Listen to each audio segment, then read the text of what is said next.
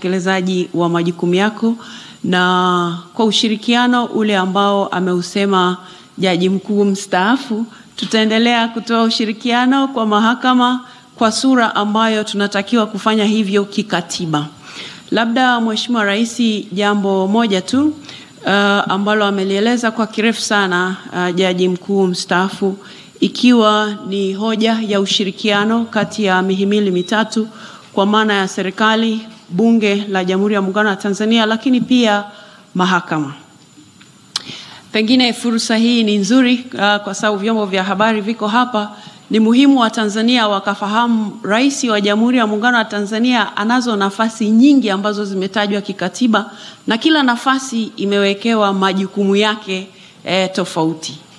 Mheshimiwa Rais anapokuwa anashirikiana na mahakama kama Rais wa Jamhuri ya Muungano wa Tanzania, ni mkuu wa nchi, anayo majukumu aliyopewa kikatiba kama mkuu wa nchi.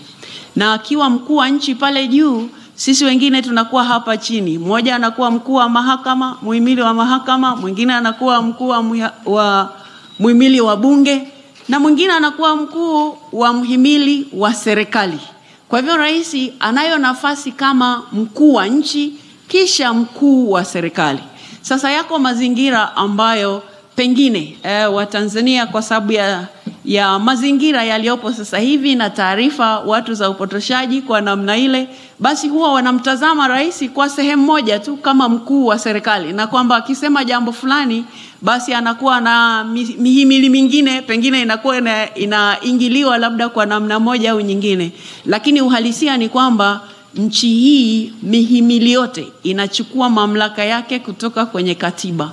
Vivyo hivyo hata Rais wa Jamhuri ya Muungano wa Tanzania majukumu yake yako kikatiba.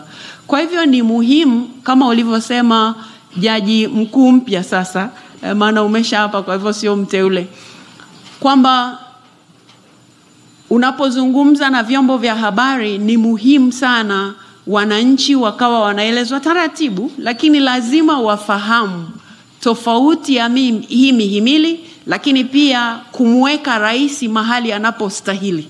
Sio mara zote anakuwa akitoa maelekezo au akisema jambo fulani kama mkuu wa serikali. Mazingira yake ni kwamba anaweza kutoa maelekezo kama mkuu wa nchi, lakini wakati mwingine kama mkuu wa serikali. Kwa hivyo lazima wananchi wapate hiyo fursa, na ndio maana nimesema hapa Bunge la Jamhuri ya Muungano wa Tanzania litaendelea kushirikiana na mahakama, kwa maana ya kwamba sisi ni kazi yetu kutunga sheria, lakini tukishatunga sheria ni kazi ya mahakama kutafsiri sheria, wakati ni kazi ya serikali kutekeleza sheria. Kwa hivyo hata hapa juzi mahakama imetoa uamuzi ambao nimesikia watu mahali wanasherekea kana kwamba wameshinda lottery hivi. Nikashangaa sana, nikasema hawa ni wanasheria kweli, wanaijua katiba? Kwa sababu katiba ya Jamhuri ya Muungano wa Tanzania inatupa fursa kama bunge kutunga sheria. Inaipa mahakama kazi ya kutafsiri sheria.